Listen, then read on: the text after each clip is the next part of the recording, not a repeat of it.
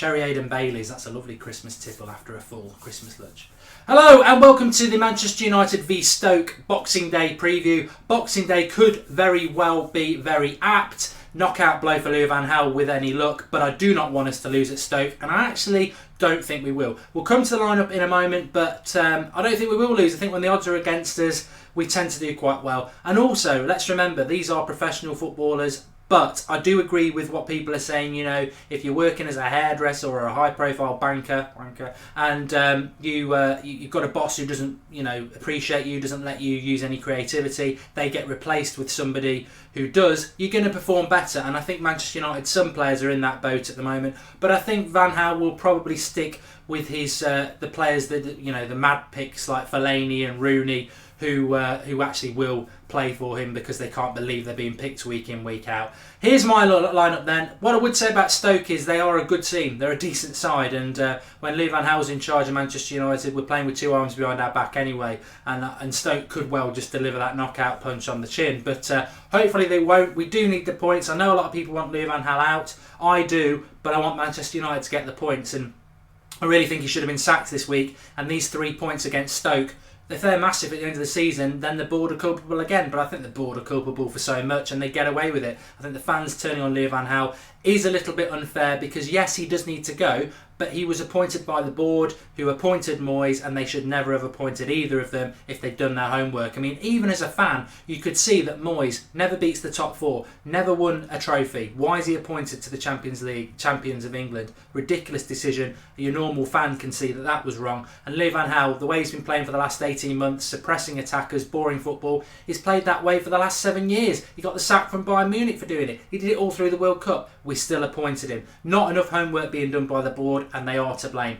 But back to the Stoke game. Stoke aren't a bad footballing side anymore. They've got attackers like Shaqiri, Arnautovic. I'm rubbish with names, as you all know. But they'll get at United. They're at home, Boxing Day crowd. They'll be up for it, and they do. But they beat City there a couple of weeks ago, and they beat them very convincingly. So they can get at United. On paper, on form, they should be winning this game. But like I say, I've just got a feeling Man United might win it. How will they do it? Well, there's my lineup. Very different to what I think Louis van Gaal will play. Got De Gea in goal, Smalling, and I would play McNair because I don't really see what Phil Jones has to offer other than coming out in the press and backing Louis van Gaal, which for me is a massive mistake anyway. Blind at left back, yeah, I would go with that. I'd put Varela in at right back because I want to see Ashley Young further up the pitch. He's not a right back, he's not a left back, he's an experienced professional, and at this time of the season, when we need points and we need to be winning games and we need people to step up to the plate, it baffles me that Ashley Young is not playing further up the pitch. He did against Crystal Palace away when we got that late goal against the run of play. Fellaini scored. Ashley Young was superb, so I would play him. And I would also be looking at my midfield would definitely be Carrick and Herrera and Schneidlin. Why does he ignore Schneidlin? I have got no idea at all. He's another signing of Louis van Gaal's that he just continues to do this, doesn't he? He continues to buy players like Rojo, Herrera, Darmian. He buys them and then he treats them like crap. Schneidlin, what has he done? Statistically, one of the best midfielders over the last few years in the Premier League.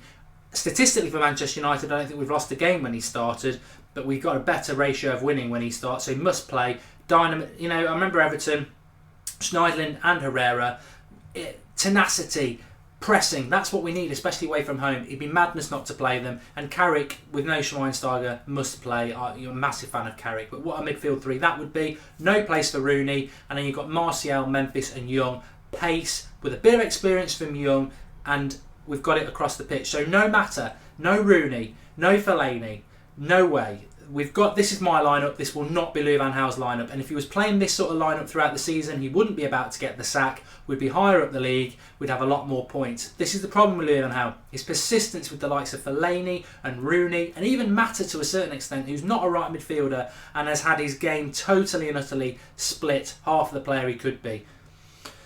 That's how I would line up. I don't expect Louis van Gaal to do it. If he put that team out against anybody, especially with that midfield, the tenacity and drive and passion, we will beat most sides. Will he do it? I don't know. I think he's fallen out with Schneidlin. I think he messes around with Herrera too much.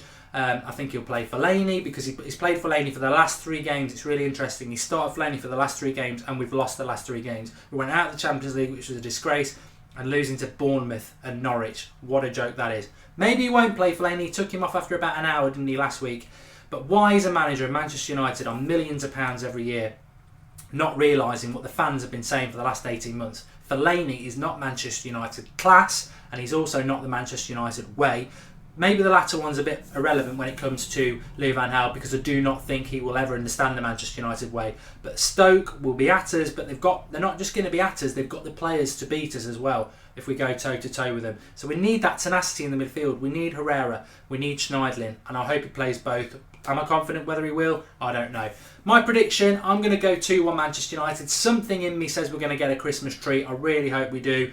Christmas is a great time, isn't it? And we need a bit of football in there just to boost us. And then I'm really looking forward to Chelsea on Monday night. If we lose against Stoke, can Louis van Gaal make it to Chelsea? I just think he will. I just don't think they're going to get rid of him for some reason. But hopefully, we will get the 3 points. And we'll just have to put up with Louis van Gaal, because he will get sacked at some point. It's inevitable. And the board should have done it by now.